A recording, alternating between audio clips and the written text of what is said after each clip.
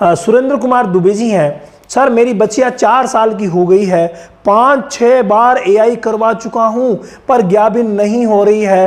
Doctor बता रहे हैं कि इन्फेक्शन या परेशानी नहीं है, सर प्लीज कुछ आप सजेस्ट कीजिए। देखिए, अगर आपके डॉक्टर कह रहे हैं कि कोई भी परेशानी या इन्फेक्शन नहीं है तो फिर फर्स्ट टाइमर ठहर क्यों नहीं रही है। आज हम चर्चा कर लेते हैं, विस्तृत चर्चा, इसके नहीं ठहरने के पीछे क्या क्या रीजन हो सकते हैं। नंबर 1 जो रीजन हो सकता है वो रीजन हो सकता है फ्रेंड की गन पासिंग नहीं हो रही है। एक्चुअली क्या होता है कि जो एआई गन होती है, एआई गन जो होती है वो फर्स्ट टाइमर में कई बार ऐसी स्थिति आ जाती है कि टेढ़ी मेढ़ी होने की वजह से, छोटी होने की वजह से या किंग्ड घूमी हुई होने की वजह से गन पासिंग की प्रॉब्लम आती है।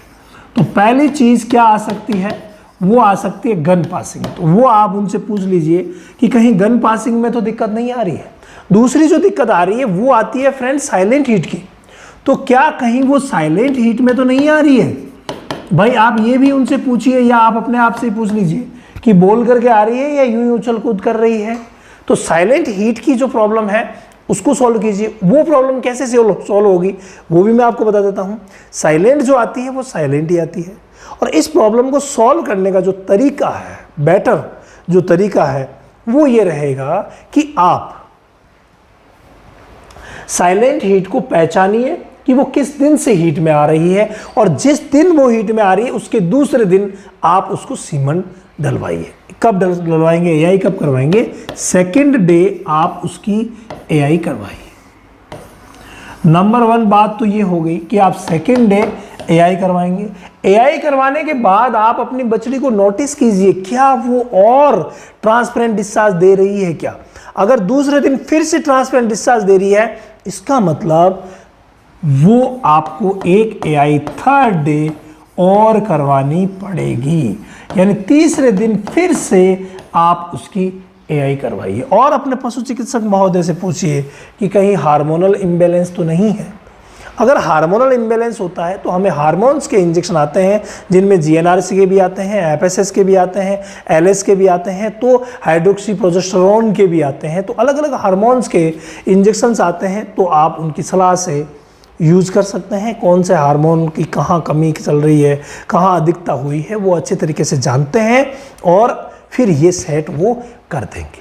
अगर मान लीजिए जानने में परेशानी आ रही है या आप जानना चाहते हैं या पशु चिकित्सक महोदय कोई देख रहे हैं वीडियो वो जानना चाहते हैं, तो हमारा इनफर्टिलिटी का कोर्स अपलोड हो चुका है। और इनफर्टिलिटी यानी कि बच्चा देने में, हीट में आने में और ग्याबिन होने में जो समस्याएं होती है, उन सभी समस्याओं को हमने हमारे इनफर्टिलिटी के कोर्स में डाल दिया है। आप जाकर के ज्वाइन कर सकते हैं और कंप्लीट बातों को जान सकते हैं कि आखिर कहाँ क्या हुआ है। बाकी ये जो 2 काम हैं इनकी तरफ आप ध्यान दीजिएगा, आप कंफर्म कंसीव करवा लेंगे। इसके अलावा जो बात आती है वो ये आती है कि क्या आपने उसे ट्रेस मिनरल दिए हैं, क्या आपने उसकी डिवॉर्मिंग करवाई है। ये दोनों पहले सब्जेक्ट है, इसको पूरा कर लीजिएगा। डिवॉर्मिंग और ट्रेस मिनरल्स देना जरूरी है, क्योंकि जब इन्फेक्शन नहीं है तो क्या हुआ है भाई, इन्फेक्शन नहीं है तो कहाँ कहाँ प्रॉब्लम आ सकती है। पेट में कीड़े हो सकते हैं, मिनरल्स की कमी हो सकती है, या फिर गन पासिंग में प्रॉब्लम हो सकती है, या फिर साइलेंट हीट की प्रॉब्लम हो सकती है, आप पहचान नहीं पा रहे हैं। तो ये 2 समाधान मैंने यहाँ लिख दिए, 2 आप अपने मन से कर लेना। पेट के कीड़े मारने की दवा और चिलिटेड जो मिनरल्स होते हैं उनकी गोलियाँ आती है वो आप देना शुरू कर दीजिए, तो भाई बिल्कुल सेट हो जाएगी, नो डाउट, कोई दिक्कत नहीं है। तो आप इस तरीके से कर सकते हैं।